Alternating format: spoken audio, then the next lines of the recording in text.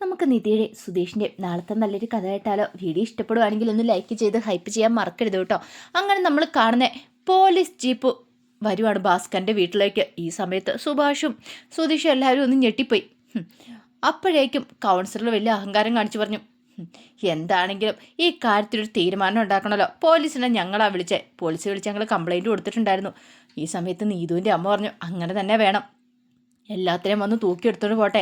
എൻ്റെ മകന് ഒരു തെറ്റും ചെയ്യാതെ അല്ലേ തല്ലി ചതച്ചേ. ഇവന്മാരെ അങ്ങനെ വെറുതെ വിട്ടുകൂടാന്നൊക്കെ പറഞ്ഞു. അപ്പോഴേക്കും ഭാസ്കരൻ പറഞ്ഞു, പിന്നെ പോലീസ് വന്ന് ഇപ്പം ഞങ്ങളെ അങ്ങോട്ട് കയറ്റിക്കൊണ്ട് പോകല്ലേ, വേറെ പണിയൊന്നുമില്ല, അവർക്കിതല്ലേ പണിയെന്ന് പറഞ്ഞു. അങ്ങനെ പോലീസ് വന്നു കഴിഞ്ഞപ്പോഴത്തേനും നീതുവിൻ്റെ അച്ഛൻ പറഞ്ഞു, സാറേ എൻ്റെ മോന് ഒരു തെറ്റും ചെയ്തിട്ടില്ല. എൻ്റെ മോനെ കണ്ടോ, ഇവരൊക്കെ ചേർന്ന് തല്ലി ചതച്ചെന്ന് പറഞ്ഞ് സുധീഷിൻ്റെ സുഭാഷിൻ്റെ ഒക്കെ നേരെ നോക്കുകയാണ്. ആ സമയം ഭാസ്കരൻ പറഞ്ഞു, എൻ്റെ പൊന്ന് സാറേ, അയാൾ വെറുതെ പറയുന്ന അങ്ങനെയൊന്നും അല്ലാന്ന് പറഞ്ഞു. ആ സമയത്ത് പോലീസുകാരൻ പറഞ്ഞു, ഞാൻ ചോദിക്കാമെന്ന് പറഞ്ഞു. അങ്ങനെ ഒടുവിൽ സുധീഷിൻ്റെ സുഭാഷിൻ്റെയൊക്കെ അടുത്ത് വന്ന് കാര്യങ്ങൾ തിരക്കുവാണ്. നിങ്ങൾ ഇവനെ തല്ലിയോ എന്ന് ചോദിച്ചു കഴിഞ്ഞപ്പോൾ സുഭാഷ് പറഞ്ഞു, തല്ലി സാറേ, തല്ലേണ്ട സാഹചര്യം ഉണ്ടായതുകൊണ്ട് ഞങ്ങൾ തല്ലിയെന്ന് പറഞ്ഞു. അത് കേട്ടത് നീതുവിൻ്റെ അമ്മ പറഞ്ഞു, കണ്ടില്ല സാറേ, ഒരു കാര്യമില്ലാതെ എൻ്റെ മോനെ തല്ലി ചതച്ച് ഈ വിധമാക്കിക്കൊണ്ട് നിർത്തിയിരിക്കുന്നത്. എന്നിട്ട് യാതൊരു ഉളുപ്പുണ്ടോ എന്നൊക്കെ എല്ലാത്തിനെയും കൊണ്ടേ അകത്തിടണം സാറേ, എങ്കിലോ പഠിക്കുള്ളൂ, ഒന്നിനെയും വെറുതെ വിടലെന്ന് പറഞ്ഞു. അതെ, അതൊക്കെ കൊണ്ടേയിടുക, അതിനു മുമ്പ് കാര്യങ്ങളൊക്കെ ചോദിച്ചു മനസ്സിലാക്കണമല്ലോ എന്ന് പറഞ്ഞു. എന്ത് മനസ്സിലാക്കാനാ സാറേ? അപ്പോഴേക്കും ഗംഗാധരനും ലളിത എല്ലാവരും കൂടെ അങ്ങോട്ട് വന്നു. ഗംഗാധരൻ വന്നിട്ട് പറഞ്ഞു, എൻ്റെ സാറേ, ഇവർ കാരണം ബാക്കിയുള്ളവർക്ക് എന്നും തൊല്ലയാ. ഈ കുടുംബത്തിലുള്ളവർ കാരണം ഓരോരോ പ്രശ്നങ്ങൾ വന്നുകൊണ്ടിരിക്കും. കാര്യം പറഞ്ഞാൽ ഞാനിവൻ്റെ ചേട്ടനൊക്കെയാണ്. പക്ഷെ എന്ത് ചെയ്യാൻ പറ്റും? ഇവൻ്റെ മക്കളുടെ ഗുണ്ടായുസ് ഞങ്ങൾക്ക് ആർക്ക് സഹിക്കാൻ പറ്റില്ല എന്ന് പറഞ്ഞു. ലളിത പറഞ്ഞു, അത് ശരിയാ, ഞാൻ ഈ ഭാസ്കരൻ്റെ പെങ്ങളാന്ന് പറഞ്ഞു. സ്വന്തം പെങ്ങളും സഹോദരനും ഒക്കെ അവർക്കെതിരെ പറയുമ്പോഴത്തേനും പോലീസുകാരനും കൺഫ്യൂഷനായി. ഈ സമയത്ത് നാട്ടുകാർ പറഞ്ഞു, അല്ലെങ്കിൽ ഇവരുടെ വീട്ടിൽ എന്നും പ്രശ്നങ്ങളും കാര്യങ്ങളൊക്കെ ഉള്ളൂ. ഞങ്ങളാരും ഇങ്ങോട്ടേക്ക് തിരിഞ്ഞു പോലും നോക്കാറില്ല. ഇവിടെ എന്നും അടിയും വഴക്കും ഒക്കെ ഉള്ളൂ. ഇവിടെ പെണ്ണുങ്ങളും പോലും വാഴാത്തൊരു വീടാ എന്നൊക്കെ പറഞ്ഞിങ്ങനെ ഓരോന്ന് പറഞ്ഞുകൊണ്ടിരിക്കുക. ഈ സമയത്ത് അകത്ത് ഇതെല്ലാം കേട്ടുകൊണ്ടിരുന്ന നിധിക്ക് ഭയങ്കര ടെൻഷൻ. നിധി പെട്ടെന്ന് നികേഷിനോട് പറഞ്ഞു, ഞാനങ്ങോട്ടേക്ക് ഇറങ്ങി ചെന്ന് കാര്യങ്ങൾ പറയട്ടെ എന്ന് പറഞ്ഞു. നികേഷ് പറഞ്ഞു, വേണ്ട നിധി അടുത്തി, അത് പറഞ്ഞിട്ട് കാര്യമില്ലതാന്ന് പറഞ്ഞിട്ട് നിധി പെട്ടെന്ന് അങ്ങോട്ട് ഇറങ്ങി വന്നു. പോലീസാണ്ട് പറഞ്ഞു, സാറേ, എനിക്ക് പറയാനുള്ളത് കേൾക്കണമെന്ന് പറഞ്ഞു. എന്താ കാര്യം? അതെ, ഞാൻ ഈ നിൽക്കുന്ന സുധീഷിൻ്റെ ഭാര്യയാണ്. ഞാൻ ജോലിക്ക് പോകുന്ന സമയത്ത് വളരെ അപമര്യാദയായിട്ട് ബസ് സ്റ്റോപ്പിൽ വെച്ചിട്ട് ഈ നിൽക്കുന്ന അഖിൽ എന്ന് പറയുന്ന ചെറുപ്പക്കാരൻ എന്നോട് പെരുമാറി. ഇന്ന് മാത്രമല്ല, ഇതിനു മുമ്പും ഉണ്ടായിട്ടുണ്ട്. എല്ലാവരുടെയും മുന്നിൽ വെച്ച് വല്ലാതെ മോശമായ രീതിയിലാണ്, പുറത്ത് പറയാൻ പാടില്ലാത്ത രീതിയിലാണ് എന്നോട് പെരുമാറിയത്. അത് എന്നെ വല്ലാതെ ഇൻസൾട്ടാക്കി. ഞാൻ ആ കാര്യം വന്ന് ഇവിടെ വന്ന് പറഞ്ഞു. ഇതിപ്പോൾ സാറിൻ്റെ വീട്ടിലാണ് ഇങ്ങനെ സംഭവിച്ചിട്ടുണ്ടെങ്കിൽ സാർ എന്താ ചെയ്യുക? അത് തന്നെ ഇവിടെ ഉള്ളവരും ചെയ്തോളൂ. എൻ്റെ ഭർത്താവിൻ്റെ ചേട്ടനും എല്ലാവരും ചെന്ന് ചോദിക്കാൻ ചെന്ന് കഴിഞ്ഞപ്പോഴും അവന് ഭയങ്കര അഹങ്കാരമായിരുന്നു. അതിൻ്റെ പേരിൽ അവനിട്ട് നാലെണ്ണം കൊടുത്തു. അതിലവരെ തെറ്റു പറയാനൊന്നുമില്ല സാറേ എന്ന് പറഞ്ഞു. അത് കേട്ടപ്പോൾ നീതുവിൻ്റെ അമ്മ പറഞ്ഞു, വെറുതെ കള്ളം പറയുന്ന സാറേ, വെറുതെ കള്ളക്കഥ ഉണ്ടാക്കിയിരിക്കുന്നതാന്ന് പറഞ്ഞു. കള്ളക്കഥയൊന്നുമല്ല സാറേ, എനിക്ക് കള്ളക്കഥ പറയേണ്ട കാര്യമൊന്നുമില്ല. ഇവനിത് കിട്ടേണ്ടത് തന്നെയാണ്. ഇതിനു മുമ്പ് ഇവനെന്നെ ഇങ്ങനെ അപമാനിച്ചിട്ടുണ്ട്. പക്ഷെ അന്ന് ഞാൻ വിചാരിച്ചു വെറുതെ ഒരു പ്രശ്നം ഉണ്ടാക്കണ്ടല്ലോ എന്ന് കരുതിയിട്ട് വീട്ടിൽ വന്ന് അതിനെക്കുറിച്ചൊന്നും പറഞ്ഞില്ല. എത്രയാന്ന് വെച്ചാൽ സാറേ വെറുതെ ഇരിക്കുന്നത്? എനിക്ക് ജോലിക്ക് പോകണ്ടേ? ആൾക്കാരുടെ മുന്നിൽ വെച്ച് ഇങ്ങനെ സംസാരിച്ച് കഴിയുമ്പോൾ ആർക്കാ നാണക്കേട് ഉണ്ടാവാത്തേ? ആ സമയത്ത് പോലീസുകാരൻ ചോദിച്ചു, സത്യം പറഞ്ഞോടെന്ന് ചോദിച്ചു. അപ്പോഴേക്കും നീതുവിൻ്റെ അച്ഛൻ പറഞ്ഞു, എൻ്റെ പൊന്ന് സാറേ, സാറ് ഒന്നും വിശ്വസിക്കല്ലെന്ന് പറഞ്ഞു. ഈ സമയത്ത് നീതു വർക്ക്ഷോപ്പിലേക്ക് ചെന്നു. ചന്തു മാത്രം ഉണ്ടായിരുന്നുള്ളൂ. നീതു എന്നിട്ട് ചോദിച്ചു, അല്ല എന്തിയെ ഹരീഷേണ്ണൻ എന്തിയെന്ന് ചോദിച്ചു. എന്തിനാന്ന് ചോദിച്ചു. അല്ല, ഹരീഷേട്ടനെ ഒന്ന് കാണണം. എന്തിനാ?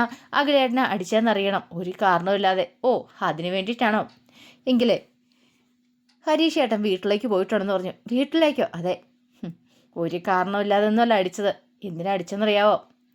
ആ നിധി എടുത്തിയെ വളരെ മോശമായിട്ട് അവർ വളരെ മോശം രീതിയിലൊക്കെ സംസാരിക്കുകയൊക്കെ ചെയ്തു. വഴി തടഞ്ഞു നിർത്തി നിൻ്റെ ചേട്ടന്. അതാ ചോദിച്ചേ. ആ പറഞ്ഞേന് അതൊന്നും അല്ല കൊടുക്കേണ്ട, നാലെണ്ണം കൂടുതൽ കൊടുക്കേണ്ടതാ. മൂന്നാലുള്ള ആണുങ്ങളുള്ളിടത്ത് എന്നൊക്കെ പറഞ്ഞുകൊണ്ട് വളരെ മോശമായ രീതിയിലാണ് നിധി എടുത്തിട്ട് പെരുമാറിയെന്നൊക്കെ പറഞ്ഞു. അത് കേട്ടുകഴിഞ്ഞപ്പം ഏകദേശം രൂപ നീതുവിന് പിടികിട്ടി. നീതു പെട്ടെന്ന് ഭാസ്കറിൻ്റെ വീട്ടിലേക്ക് പോവാണ്. കാരണം തൻ്റെ അമ്മയും അച്ഛനും സഹോദരനെല്ലാം അങ്ങോട്ടേക്ക് പോയിരിക്കുന്നത്, അവിടെ പോയി പ്രശ്നം ഉണ്ടാക്കാനായിട്ട്. ഈ സമയത്ത് പോലീസുകാരോട് നിധി കാര്യങ്ങളൊക്കെ പറയുന്നുണ്ടായിരുന്നു. പക്ഷെ അതിനെയൊക്കെ എതിർക്കുകയോ ചെയ്തുകൊണ്ടിരുന്നേ നീതുവിൻ്റെ അച്ഛനും അമ്മയൊക്കെ. അപ്പോൾ കൗൺസിലർ പറഞ്ഞു, എൻ്റെ പൊന്ന് സാറേ, ഇയാൾ പറയുന്നൊന്നും അനുസരിക്കരുത്. ഇവരെ എത്രയും പെട്ടെന്ന് പോലീസ് ലോക്കപ്പിൽ കൊണ്ട് അടയ്ക്കണമെന്ന് പറഞ്ഞു. അപ്പോഴാണ് നീതു അങ്ങോട്ടേക്ക് വരുന്നത്. സാറേ എനിക്ക് പറയാനുള്ളത് നിങ്ങൾ കേൾക്കണമെന്ന് പറഞ്ഞു. ഒരു നിമിഷം നീതുൻ്റെ അച്ഛനും അമ്മയൊക്കെ ഞെട്ടിപ്പോയി. നീതുൻ്റെ അമ്മ വെച്ചു, നീ എന്തിനാടി ഇങ്ങോട്ടേക്ക് വന്നേ? അതെ, എനിക്ക് പറയാനുള്ള കാര്യം പറയണം സാറേ. ഇവരൊരു തെറ്റൊന്നും ചെയ്തിട്ടൊന്നുമില്ല. തെറ്റ് ചെയ്ത എൻ്റെ സഹോദരനാണ്.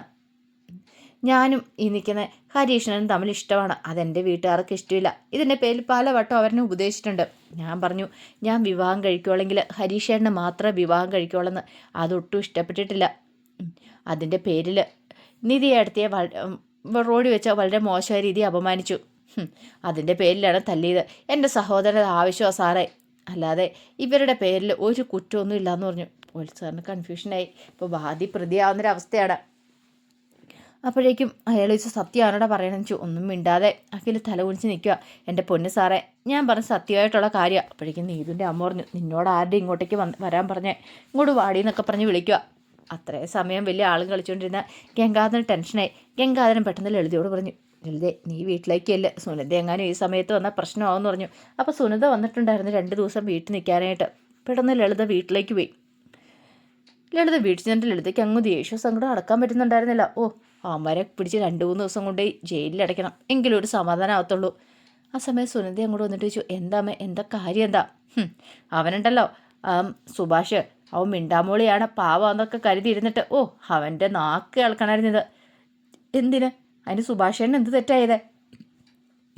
ഒരു തെറ്റും ചെയ്തിട്ടില്ല. പാവം പിടിച്ചൊരു ചെറുപ്പക്കാരനെ പിടിച്ചടിച്ചിരിക്കുന്നു. പോലീസൊക്കെ വന്നിട്ടുണ്ട്, ഇന്നെന്താളും കോളാന്ന് പറഞ്ഞു. അത് കേട്ടപ്പോൾ സുനന്ദയ്ക്ക് സഹിച്ചില്ല. സുഭാഷേട്ടൻ എന്താളും കാര്യമില്ല കാര്യത്തിന് പോയി ഒരു വഴക്കും കാര്യങ്ങളൊന്നും ഉണ്ടാക്കത്തില്ല.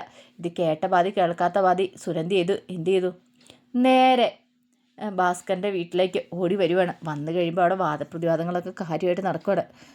ഈ സമയത്ത് പോലീസുകാരുടെ സുനന്ദ പറഞ്ഞു, സാറേ ഇവരുടെ മേലൊരു കുറ്റമൊന്നും കാണത്തില്ല, ഇതിൻ്റെ അമ്മാവനാണ്, എനിക്കറിയാവുന്ന എൻ്റെ വീട്ടുകാരും ഇതേ നമ്മൾ കുറേ പ്രശ്നങ്ങളൊക്കെ ഉണ്ട് എന്ന് പറഞ്ഞാലും ഞാനിവിടെ കയറി വരും.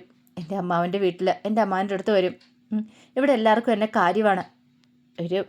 എല്ലാവരും പറയുന്ന പോലെ ഒന്നും അല്ല നാട്ടുകാരങ്ങനെയൊന്നും അല്ല പറയുന്നത്. നാട്ടുകാർ പറയുന്ന പോലെ ഒന്നും അല്ല സാറേ കാര്യങ്ങൾ. ഇവർ പാവങ്ങളാണ്. ഇവർക്ക് സ്നേഹിക്കാൻ മാത്രമേ അറിയത്തുള്ളൂ, അല്ലാതെ മറ്റുള്ളവരോട് ദേഷ്യം കാണിക്കുകയും വഴക്കുണ്ടാക്കാൻ പോകുന്നവരൊന്നുമല്ല. ഒരു കാരണമില്ലാതെ ആരും ഇങ്ങനെയൊന്നും ചെയ്യത്തൊന്നും ഇല്ലയെന്ന് പറഞ്ഞു. സുനന്ദയും നിധി എല്ലാവരും കൂടെ ചേർന്ന് ഭാസ്കറിൻ്റെ കുടുംബത്തെ സപ്പോർട്ട് ചെയ്യുക.